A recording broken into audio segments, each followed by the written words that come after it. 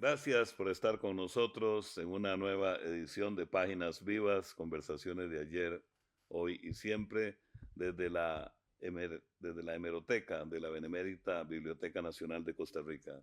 Este programa que compartimos con ustedes lo debemos a la generosidad de los especialistas, de las personas conocedoras de distintos temas que aceptan nuestra invitación. Y hoy estamos saludando y muy agradecidos a la oceanógrafa Silvia Chacón Barrantes del programa Sistema Nacional de Monitoreo de Tsunamis de la Universidad Nacional de Costa Rica. Gracias, Silvia, por estar con nosotros. Muchas gracias a usted, don Roberto, por la invitación. Cuando presentamos un tema, por lo general sabemos como algo, pero acá tenemos que confesar un poco, creo que les ocurrió a ustedes y a nosotros, de que de tsunamis desconocemos todo. Usted como física y oceanógrafa, pues podría comentarnos, y también pensábamos que en Costa Rica no pasan esas cosas, pero sí, sí ocurren. Sí, es correcto. El país, como se ha desarrollado o se desarrolló originalmente en el Valle Central, no cerca de las costas, y las costas estuvieron poco pobladas, Ujú. los que somos del Valle Central tendemos a pensar que no hay tsunamis en Costa Rica, que no han sucedido. Sin embargo, conforme nosotros hemos ido trabajando con las comunidades costeras y hablando con las familias que siempre han sido de la costa, ellos tienen muy claro que sí han habido tsunamis en Costa Rica y que sí pueden suceder. Entonces, nosotros realizamos hace unos años una investigación para encontrar registros de tsunamis históricos para crear una base de datos, porque si sabemos cómo fue en el pasado, podemos tener una idea de cómo va a ser en el futuro. Eso es muy importante en las ciencias. Claro, hay una historia Exacto, anterior. exactamente. Y aunque algunos autores habían hecho alguna investigación y habían recabado algunos datos, no existía una base de datos ni un catálogo como tal. Entonces, eh, habíamos empezado poco a poco a hacerlo, y cuando vino el primer año de la pandemia con su encierro, y ya no pudimos seguir trabajando con las comunidades costeras, no pudimos seguir haciendo giras, nos dimos cuenta que la Biblioteca Nacional tenía la hemeroteca disponible en línea, y empezamos a consultar. Hicimos una base de datos de sismos importantes en el Pacífico y en el Caribe, y buscamos periódicos de esas fechas o días después, inclusive hasta 2 semanas después, porque las noticias antes tardaban mucho en Claro, llegar. así es. Ajá, entonces buscábamos a lo largo de 2 semanas para cada una de esas fechas, y encontramos muchísimos registros de tsunamis en los periódicos. Sin embargo, la palabra tsunami nunca se utilizó como tal, ¿verdad? Ujú. Porque la gente no sabía realmente identificar. Lo que decían muchos de estos periódicos Sí, era, no sé, por ejemplo, en Boca Barranca se reporta que el mar se está comportando de forma extraña, que la marea sube y baja cada 10 minutos.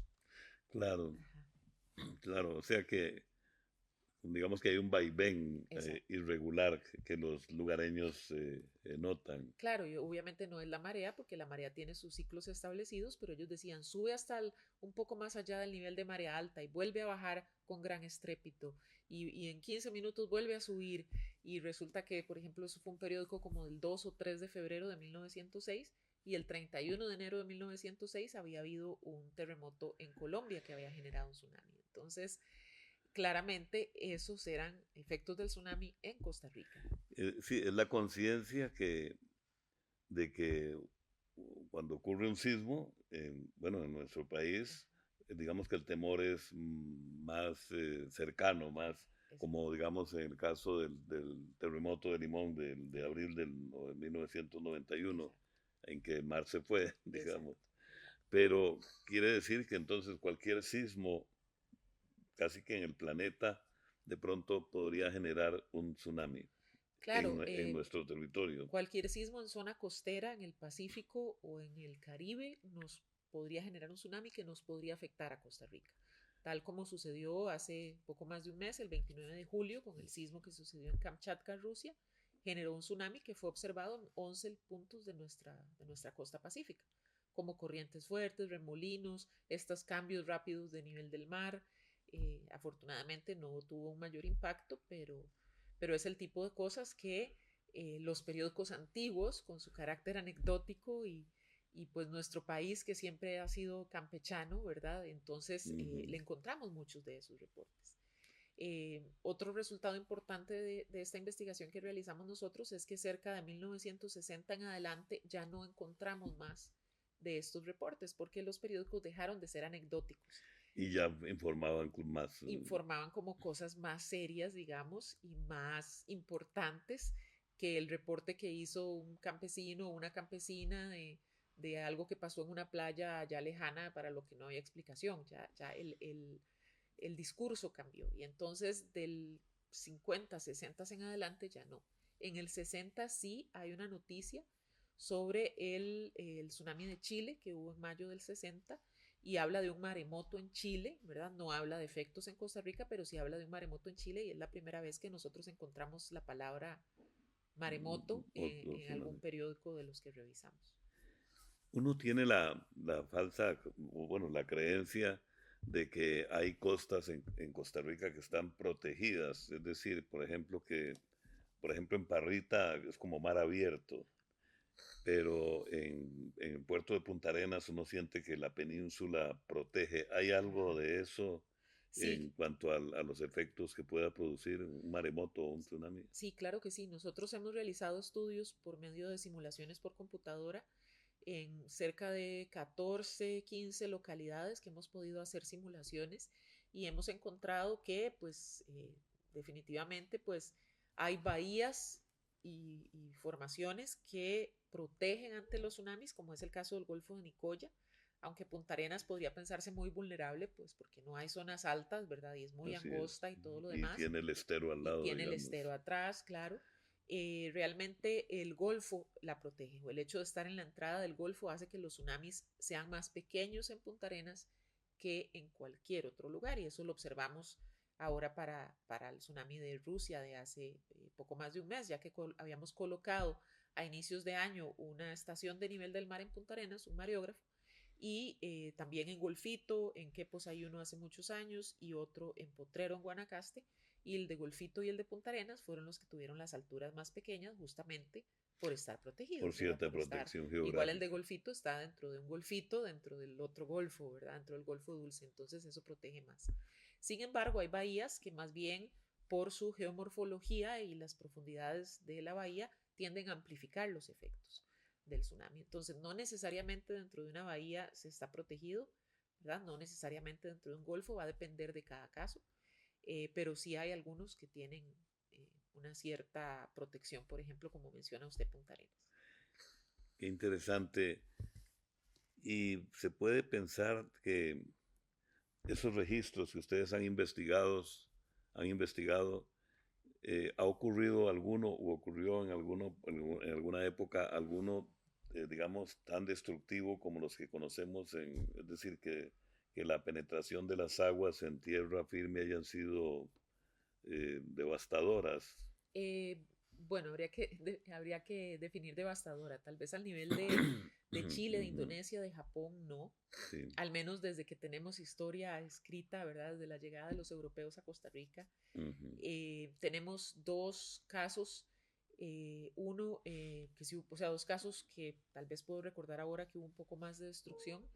Uno en 1746, en la boca del río Matina, había un fuerte, si no recuerdo mal, era el fuerte de San Fernando, y en un documento que encontraron en los años 90 del siglo pasado, un grupo de sismólogos centroamericanos viajó a las Cortes de Cádiz para buscar registros de sismos en épocas coloniales. ¿verdad? Entonces, entre los documentos que ellos revisaron, encontraron una carta de 1746 enviada por el comandante del fuerte, no sé, la persona que estaba a cargo del fuerte, hacia las Cortes de Cádiz, pidiendo fondos para reconstruir el fuerte. Era un fuerte de madera, ¿verdad? Sí, Nada claro, como sí, Cartagena de Indias, no, no, obviamente, era la claro, escala tica, ¿verdad? Era un fuerte claro, de madera.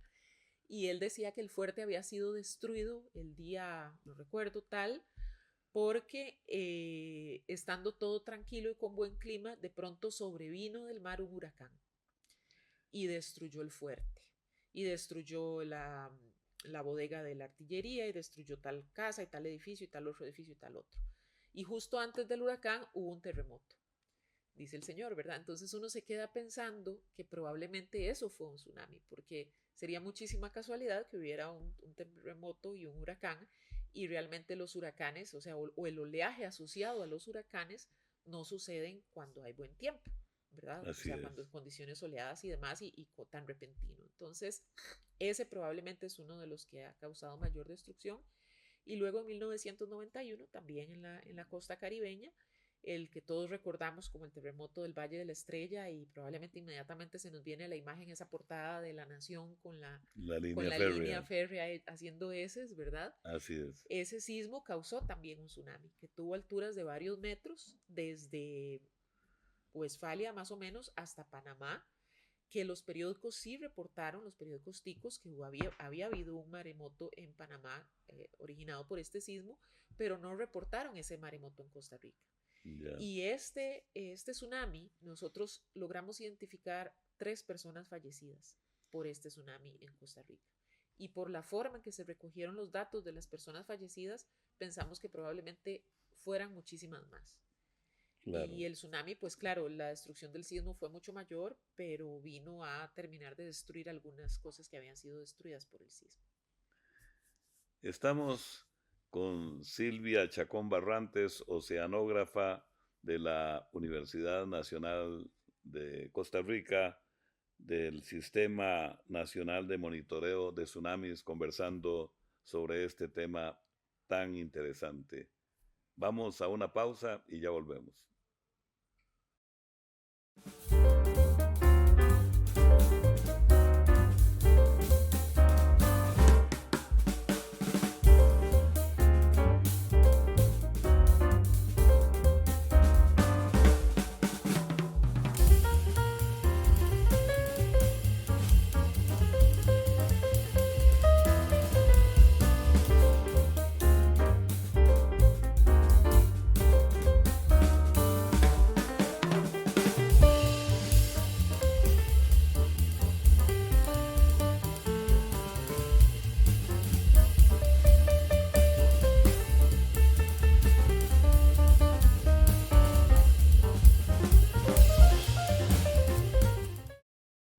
Reiteramos nuestro sentimiento de gratitud con Silvia Chacón Barrantes, oceanógrafa, que nos ilustra sobre el tema de los tsunamis. Antes del tema, de retomar el tema de los tsunamis, Silvia, todos tenemos como una idealizado y de alguna manera a todos nos fascina el mar, las costas, lo relacionamos con muchas cosas de las bellezas naturales de las playas de Costa Rica. Pero ¿cómo nace en Silvia esa inquietud de estudiar física y ser oceanógrafa? Bueno, a mí me costó mucho llegar a estudiar lo que estudié. Pasé por muchas carreras, pasé por arquitectura, pasé por ingeniería civil y ya después llegué a física. Porque yo estudié en el Conservatorio Castella, entonces no había llevado física en el colegio, y hasta que no entré a estudiar ingeniería civil no llevé un curso de física y descubrí que eso era lo que a mí me gustaba y lo que yo quería hacer.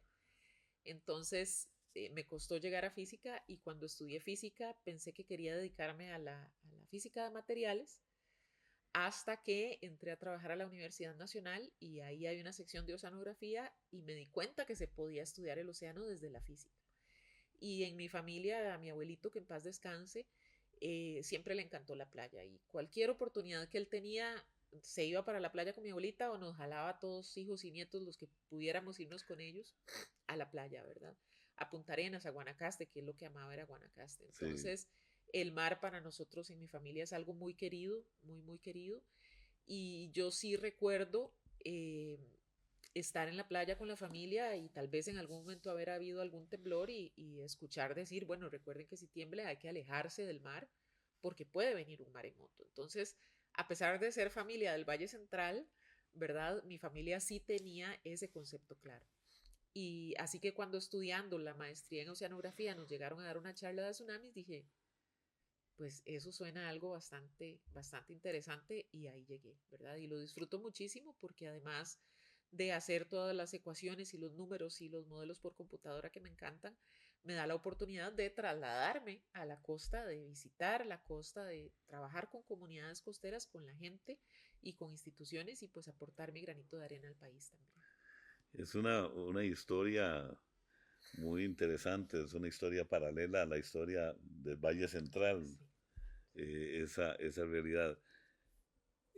Cuando ocurre un sismo y se teme o se analiza la posibilidad, la eventualidad de un tsunami, ¿cuánto tiempo eh, es el que transcurre en alerta y en qué momento se descarta la posibilidad?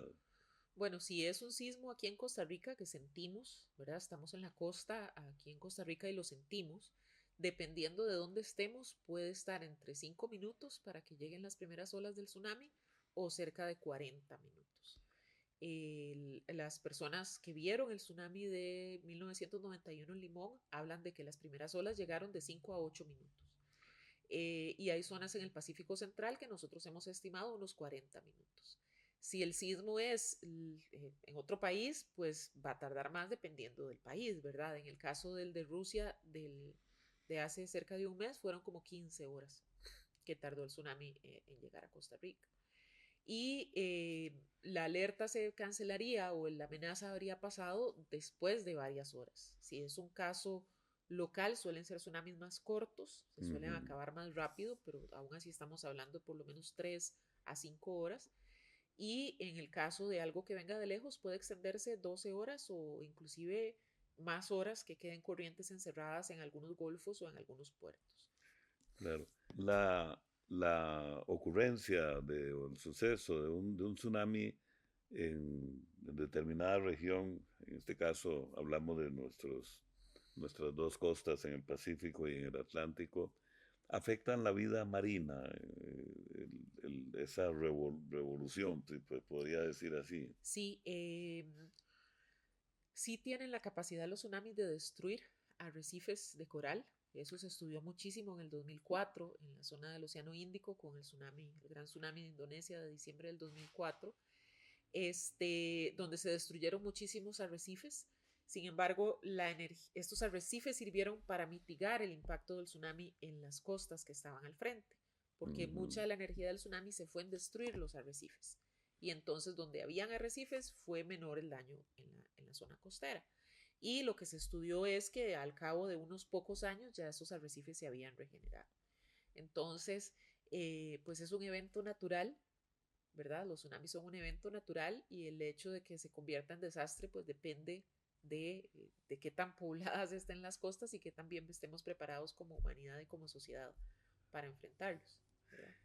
Ahora, tenemos en el país los sistemas, no sé, tecnológicos para, aparte de los organismos relacionados con los sismos, ustedes tienen, digamos, tecnología para el tema de los tsunamis propiamente dichos. Claro, el programa SINAMOT, el Sistema Nacional de Monitoreo de Tsunamis, nosotros somos el Centro Nacional de Alerta de Tsunamis para Costa Rica.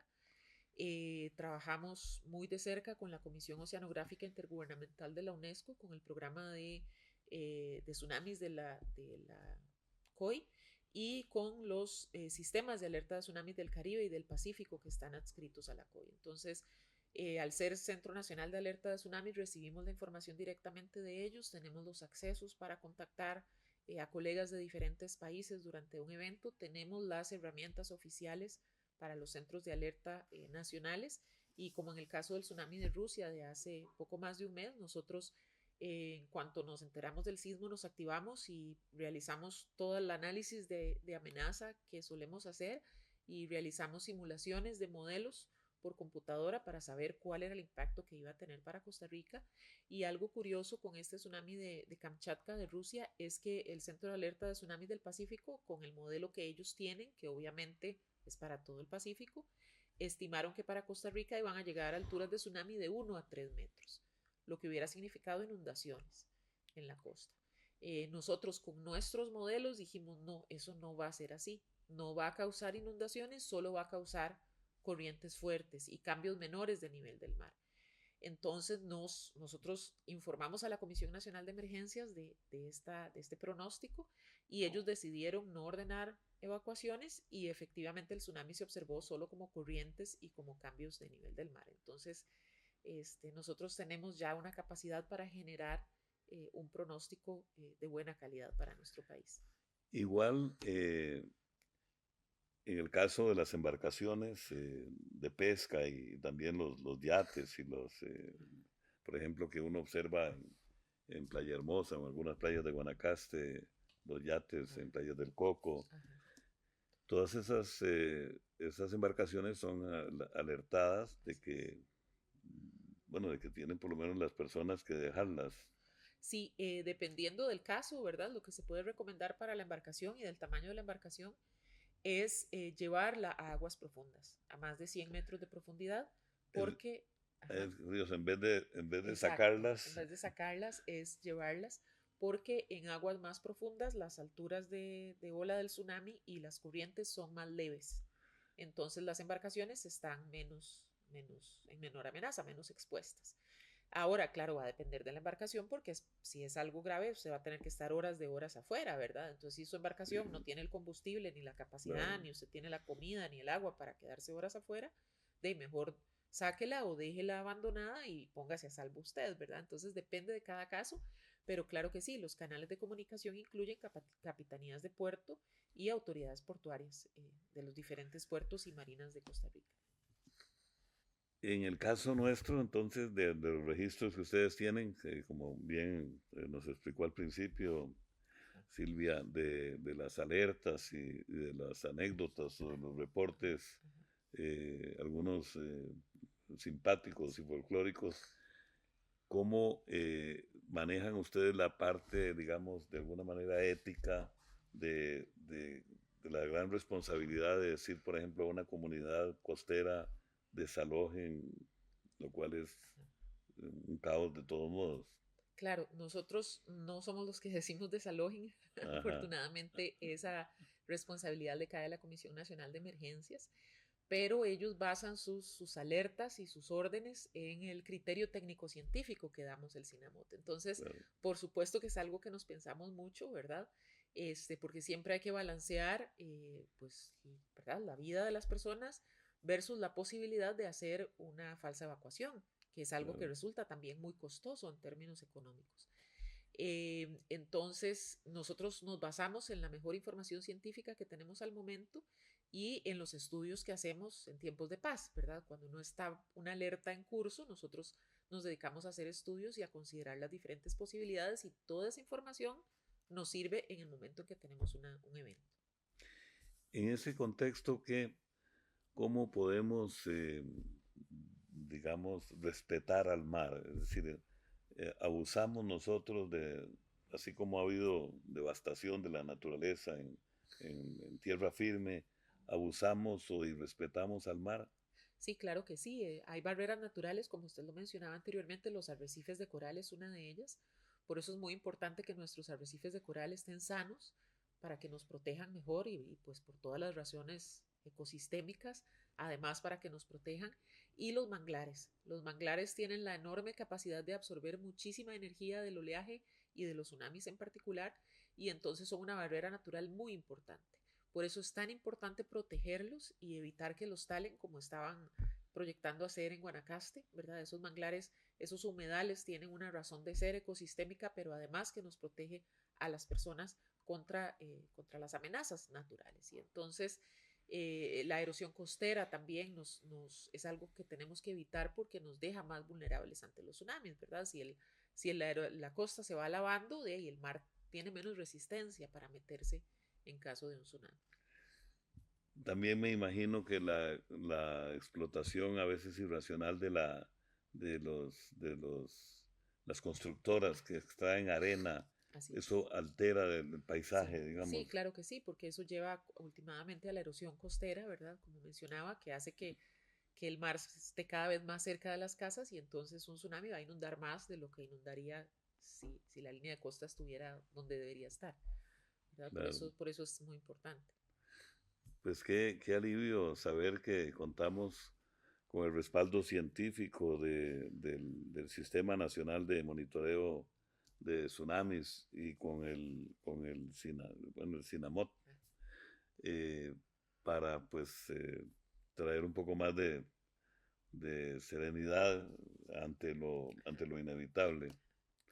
Muchas Muchas gracias. gracias, Silvia, por su participación y por habernos ilustrado en torno a un tema que la mayoría desconocemos. Finalmente, decir tsunami o maremoto es lo mismo. Sí es lo mismo, la palabra maremoto es la que se ha usado tradicionalmente en español, que viene del latín, ¿verdad? Moto, movimiento y mare del mar. Ajá, Sin embargo, ya se trata de no utilizarla y utilizar tsunami, primero porque es la palabra global que un claro. extranjero puede entender. Si yo llego donde hay un turista extranjero en la playa y le digo, hay un maremoto, evacúe el turista, pero si Sí, en mi español le entiende la palabra tsunami, ya puede tener una idea de qué le estoy hablando. Eso por un lado. Y por el otro, la palabra maremoto nos lleva a pensar en terremoto. Y no solo los sismos son los que causan tsunamis, también pueden ser causados por derrumbes, por erupciones volcánicas y por otras causas. Y entonces también por eso se trata de no usar la palabra maremoto. muchísimas gracias. Gracias a usted por la invitación. Y ojalá que no sea digo, ya fue la primera, Sí, que no sea la última. claro que sí, con gusto. Gracias, de verdad. Ha sido muy interesante nuestra edición de hoy de Páginas Vivas, gracias a la generosidad y a los conocimientos de Silvia Chacón Barrantes, oceanógrafa. Les esperamos en la próxima edición de nuestro programa, como siempre aquí en la hemeroteca de la Benemérita Biblioteca Nacional de Costa Rica.